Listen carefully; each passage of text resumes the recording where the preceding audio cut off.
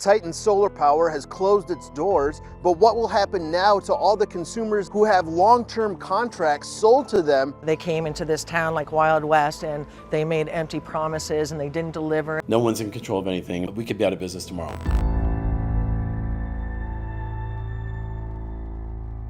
The 2000s were the start of the new era. Obama was in the office, Keisha was topping the charts, and the economy was coming out of recession. These were the early days of the solar gold rush. Startups popped left and right, cashing in on a new generation of eco-friendly consumers. Tax credits and net metering drove down cost, making solar a smart investment. By 2021, the Arizona company Titan Solar was winning the game with over $1 billion in sales. Founders David and Kyle were on the top of the world, but it couldn't last forever. The energy giant was in for a shocking fall, and the world was left wondering what happened to Titan Solar.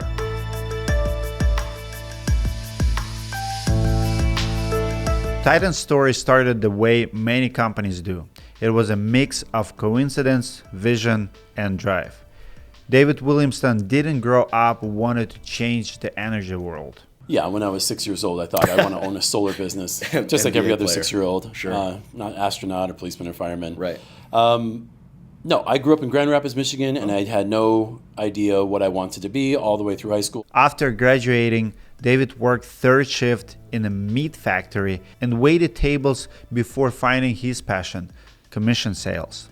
And I thought, ooh, commission-only sales. This is dangerous, but also super fun. Sure. I liked having new people on the lot come up to me and having to break down the walls of objections and get through all their BS. He started with cars, but ended up in solar. That's where he met his future business partner, Kyle Bedham. As sales managers, they both started to hate the company they work for. They went out of their way to steal commission pipelines. They would have a sales rep and they would manufacture a reason to not want to pay him his $6,000 and $10,000 at a time.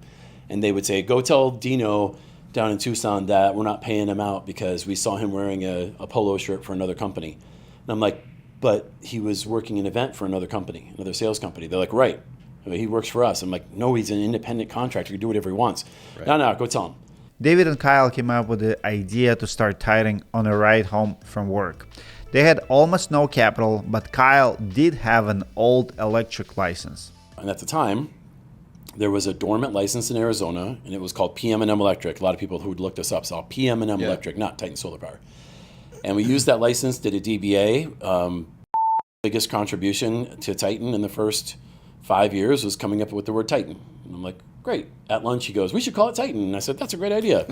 Titan Solar Power. They launched in 2012 as a two-man team. David and Kyle did everything themselves at first, from sales to paperwork to installs. Titan didn't look like a billion-dollar company, but soon it started to pay off.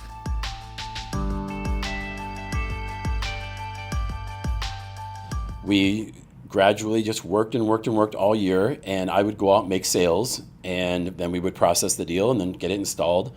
We'd get a couple sales guys here and there wanting to come to work with us that knew us from before. Sure. And we'd handle their deal as best we could. In 2015, they got a lucky break. A few of Titan's biggest competitors stopped door-to-door sales in Arizona, and they stepped up to fill the gap. Then they went after a new market, Spanish-speaking customers. We had all these things converging at the same time. So we went from 3 install crews to 5 to 7 to 10, all in the course of 3 months. We went from, we eventually had 38 install crews in one building. Business boomed. Titan expanded to new states, opened more offices, and sales exploded. Best year was 1.9 billion in sales, which have cancels in there, so you take the cancels away.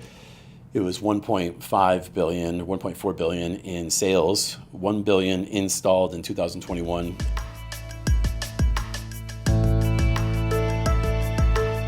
On the outside, Titan was riding high, but behind the scenes, problems were brewing. They took on too much, too fast. Operations were stretched thin. Titan's business model relied on partnerships with independent sales organizations or dealers who sold systems under the Titan brand. We were doing poor operations in a lot of states and never could get it fixed. And I'll take a lot of blame for that. Like, I never visited our Colorado office, and I know I could make Colorado work. We just had incompetent people there. There was levels. It got to be so big that there was too many levels of people that should have been doing the good job that were doing a bad job. Satellite offices were failing, the wrong people were put in charge, and a sales-first culture started to take over. All of this came to a head when they lost a major financing partner. In this day, like, a solar job has a lot of risk to it because it can get defunded for any one reason. Well, we had a bunch of jobs that were high-risk jobs because we had salespeople selling. And the company, Goodleap, they defunded us a ton of money on the heels of that affair. So yeah, we had a bunch of stuff, cataclysmic stuff happening at the same time. By this point, the founders were not on good terms. There's times where I know I was screwing up because he'd come to me and go, hey, I've got a concern about this. And he goes, well, I think we should do it this way. And I go, well, no, I think we should do it a different way. And at an impasse, he'd say, well, we're at an impasse here. And I go, yeah, but look around. Like, this building doesn't exist because you went out and made sales. The dealers aren't here because they know you. The installers don't bust their asses because you know their names. That's all because of me. And I would say it like that, just like that, like an absolute asshole. But the final blow for David was personal. He went through a divorce, and 25% of his ownership went to his ex-wife. With no majority stake in the company, he was pushed out. That's where things went from bad to worse. And operations just got worse and worse and worse. They started treating salespeople way worse, up like crazy. He was getting, he was letting, I think, his drinking get a hold of him. And I'm not judging. I used to go out to lunch and drink too. But the guys that were running the dealer network just were getting worse and worse and worse, giving worse and worse support, just treating them like garbage. At the same time, Titan's spending was spiraling out of control. In 2023, they announced a sponsorship with the Phoenix Suns. They signed a 3-year contract, $1 million a year after I was gone. Almost like an insult. I'm like I wasn't even there for the whole Suns marketing launch, partnering with Titan. I'm like, oh my gosh. And then they moved from the perfectly fine building on Baseline, they moved to another building in Chandler to try to make it look even more corporate. They took a building we owned free and clear, and they went to a massive rental contract over here.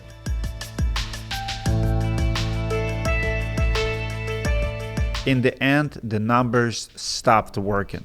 Like thousands of other companies in the solar boom, Titan couldn't keep up with its promises. I told people all the way up until the very end of Titan, before I was forcibly removed from Titan, I would tell people all the time, they'd say, oh, what's going to be like in 2 years? And I go, I don't know, we could be out of business tomorrow. I would always say, we could be out of business tomorrow because I'm not in control of anything. No one's in control of anything. Like, God's in control of everything. Right. Complaints and lawsuits piled up. After trying and failing to sell the company, Titan filed for bankruptcy in early 2024.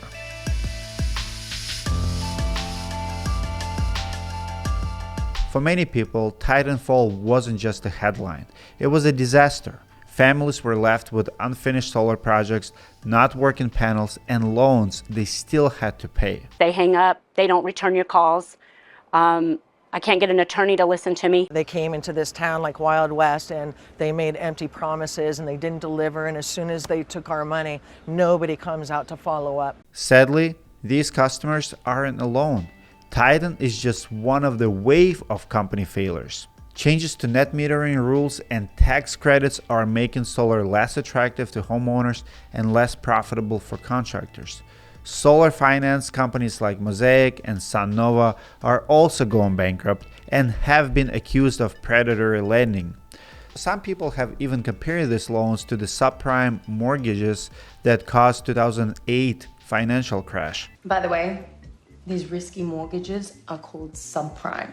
So whenever you hear subprime, think shit. One thing is clear, the industry will have to evolve if it's going to survive. David says solar companies need to take a more honest approach to sales. People want solar. It's just we have not done enough to make it palatable for everybody. We still are selling based on a bunch of assumptions and whims. Imagine going to a gym. You sign up for a gym membership. They tell you for this much money a month, you get all these features. They go, great. How much do I weigh now? How much will I weigh afterwards? How am I supposed to know? How often are you going to come here? What are you going to eat? Do you drink? We put all these things where we have to predict how they're going to have their power bill be afterwards, not knowing what they're going to do to change their power. Since leaving Titan, David has moved on to a new solar venture. He is a part owner of Empower Energy out of Connecticut. Kyle Beddom is listed as the owner of Titan's bankruptcy filing, which is still making its way through the courts. A company called Energy Aid has stepped in to help Titan's customers.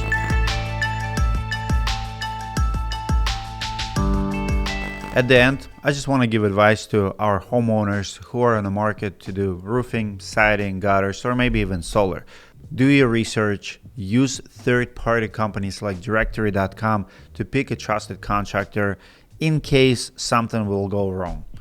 Construction is not an easy industry. There are a lot of players, there's a lot of things that can go wrong with the project, and even if everything goes right at your project, your contractor might fail a bigger project on the side and file bankruptcy. If that happens, you might be left with the liens from the supplier or subcontractors. It happens all the time. Directory.com is the only company on the market that protects you from liens and contractor bankruptcies. There's no other directory on the internet where you can find a contractor and have financial guarantee of their recommendations. So for that, check out Directory.com. We do have solar contractors. If we don't have one listed near you, we will manually find someone we can recommend. We do background checks and we don't give bad recommendations. That's why we put our money on the line.